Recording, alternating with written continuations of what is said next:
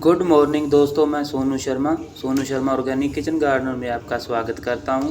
तो दोस्तों, जैसा कि आपको सभी को पता ही है, हम ऑर्गेनिक रूप से देसी तरीके से बिना स्प्रे बिना खाद के पेस्टिसाइड के इस्तेमाल के हम सब्जियां उगाते हैं जो बिल्कुल कुदरती तौर पर तैयार की जाती है, जिनमें किसी प्रकार की जहर का इस्तेमाल नहीं किया जाता।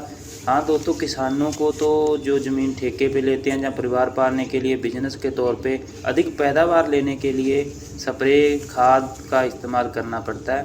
तो ये देखो दोस्तों, 4 तरह की सब्ज़ी हमारे यहाँ डेली उतर जाती है। तो आप भी अपने घर पे इस तरह इस्तेमाल कर सकते हो और आगे आने वाली वीडियो में भी बताता रहूँगा कैसे कैसे आपने सब्ज़ी तैयार करनी है। अब थोड़ी बहुत वीडियो भी बनानी आने लग गई है। तो आप दोस्तों ये देखो, इन दिनों के अंदर रस चूसक कीड़े जैसे तेला, चेपा, हरा तेला और ये जो बीमारियां लगती हैं उनकी रोकथाम हम किस प्रकार करते हैं। कभी तो इसका आप एक नीम का ऑयल बना करके रखो, उसका छिड़काव कर सकते हो। और आज हम बात करेंगे राख के बारे में। ये राख जो होती है उसका क्या फ़ायदा है। तो पहले ये थोड़ा सब्ज़ी तोड़ लेते हैं। तो आप दोस्तों, एक हाथ में मेरे मोबाइल है तो दूसरे हाथ से बेल को पकड़ के, क्योंकि बेल ख़राब ना हो, तो उस प्रकार सब्ज़ी तोड़नी है। तो ये देखो घिया की बेल लोबिये के अंदर कैसे आ गई है। तो ये एक बार सब्ज़ी अगर लगने लग जाए तो आप तोड़ते तोड़ते थक जाओगे। थोड़ी सी मेहनत और नॉलेज से ही ये आप कोई भी सब्ज़ी अपने घर पे उगा सकते हो, जिस हिसाब से आपके एरिए में मौसम के हिसाब से लगती है। तो ये अब घिया के अंदर आप देखो फल आना शुरू हो गया। पहले भी 3-4 दिन हो गए हमारे को घिया तोड़ करके खाते हुए।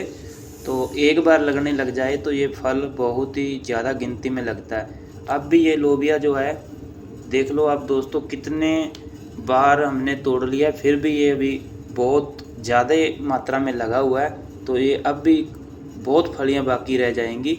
तो ये बड़ी जल्दी 2 दिन में ही ये फली जो है तैयार हो जाती है।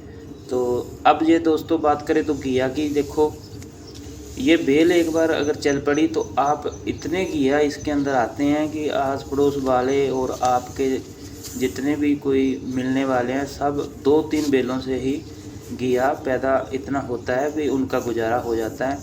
तो ये बेल की कोई लंबाई की लिमिट नहीं होती। आप इसको अगर सेवा करते रहोगे, बीच बीच में इसकी टहनियों की अलग अलग से अगर शाखाएं बनती रहेंगी तो ये बहुत बढ़ती रहती है।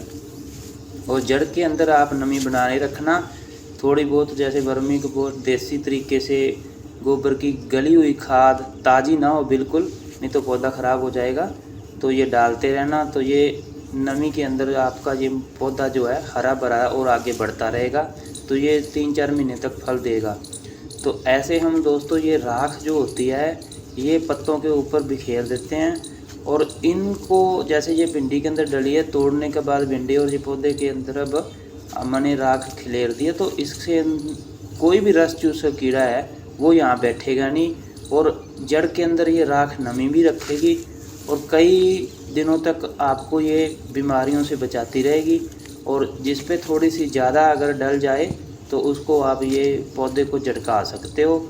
तो ये राख चूल्हे की, जैसे गोबर की राख होती है, जैसे कई बार कोई साग वगैरह बनाते हैं, जैसे चूल्हा, अब गांवों में तो ये राख बहुत होती है, प्याज़ों के अंदर गुड़ाई करके डालते हैं।